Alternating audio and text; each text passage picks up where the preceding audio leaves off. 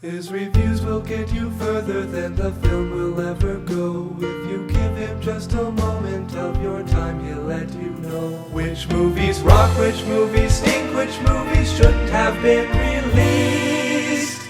Say hello to Confused Matthew.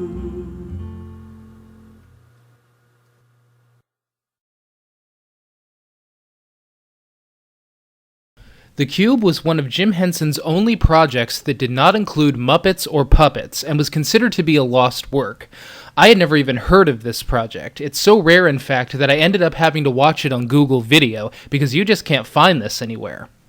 It's essentially a psychological dark comedy involving a man trapped in a cube, but what we really have here is basically a variation of Plato's allegory of the cave, a story that tried to deal with the problem of appearance and reality. Bertrand Russell once said that the distinction between appearance and reality is one of the distinctions that causes the most trouble in philosophy, and he was not wrong about that. But imagine if Russell had simply left it at that he had simply stated it was a problem and forever closed the issue of trying to solve it. Well, that, unfortunately, is what the Cube seemed to me to be doing, and as much as I respect the work of Jim Henson a great deal, I just didn't think this movie was very good.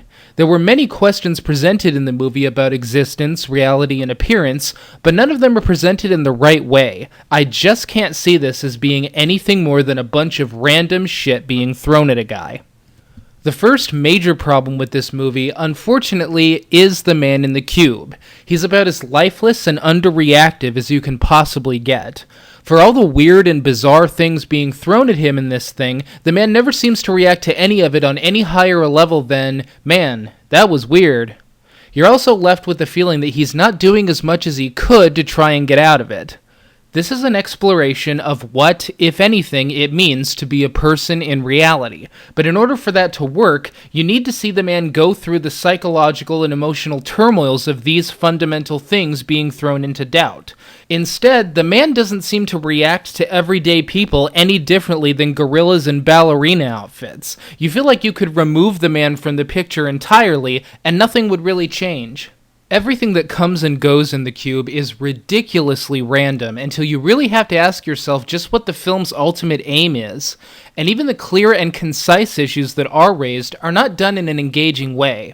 Let's address some of the matters being brought up in the film. A girl enters the cube at one point and is very nice and friendly, but as she talks with the man in the cube, her tone becomes more hostile, and as the scene goes on, we realize that she's gradually aging, and with her age, she seems to be becoming a completely different person. So the question is, was she the same person at the end of the scene than she was when she came in the door?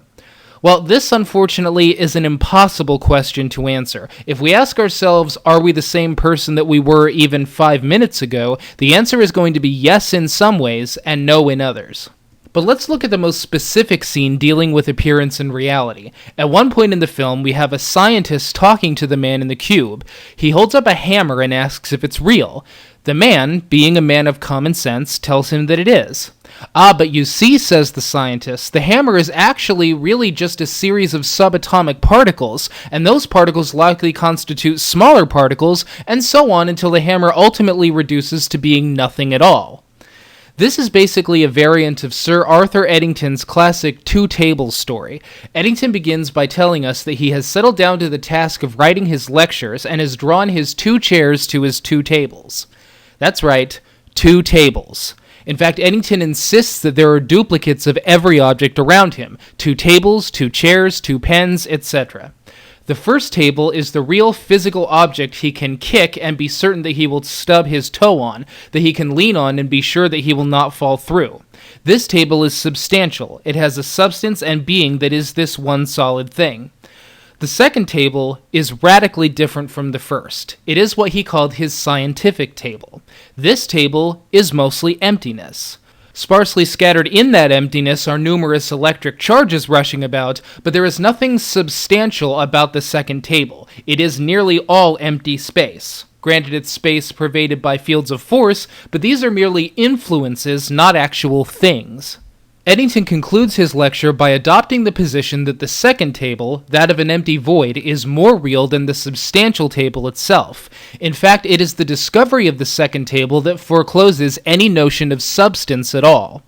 What Eddington, as well as the scientist in the movie, is talking about here is known as reductionism, the act of ascribing more reality to the parts that make up a whole than to the whole itself. This is similar in a way to what Plato did when he ascribed more reality to the world of ideas than to the real physical world. The two tables or two hammers or whatever two exist in reality cannot be both at the same time. It is either this one solid thing that has the properties that it has, or it is a void that it consists of even more voids. So which is it? What can be done to solve this problem? And that's the problem with the cube. I doubt if anyone could answer those questions based on anything in this movie. Maybe reality really is reducible to nothing at all. Or maybe it's the other way around. Maybe subatomic particles amount to what Heisenberg called a state of potentia, possibilities for being or tendencies for being, and therefore the existence and multiplicity of those atoms and elementary particles is only virtual. And why only two tables anyway? What about table number 3 that exists as an object of thought in the minds of the people perceiving it? And how much reality can be claimed for that? The point is, these matters require more thought than the film is encouraging here. A scientist just coming in and spouting off scientific conundrums doesn't get us anywhere. Trying to explain reality and existence is a lot like trying to explain gravity. It seems like a simple enough task, but when you actually try to sit down and do it with any precision, you realize how teeth-grindingly complicated it is. This movie may make you question reality, but if it does, that's all it does. The two things it doesn't do is make you think about reality or encourage any answers to these conundrums.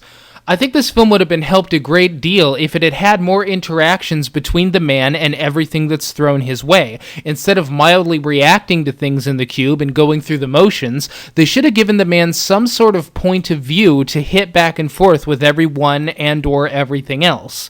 Instead, it's just like watching a dummy being thrown through hoops. In truth, a lot of what the cube may make you question can easily be remedied by nothing more than common sense.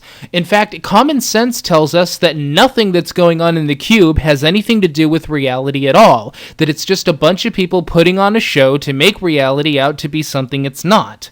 This isn't thought-provoking or insightful as much as it is just sort of a trick. Maybe you've already given a good deal of thought to some of the issues being raised here. Maybe you were already way ahead of me when I offered two possible answers to the two tables conundrum. Or if you've never thought about it at all, it may encourage you to learn more about these issues. Either way, these are the reactions the movie should have motivated, and that is why I can't consider The Cube to be a good work. Asking questions about reality should always lead to thought and better understanding. This movie just throws a bunch of weird shit and specialized jargon at you, and all we can do in the end is say, well, I guess reality is just weird.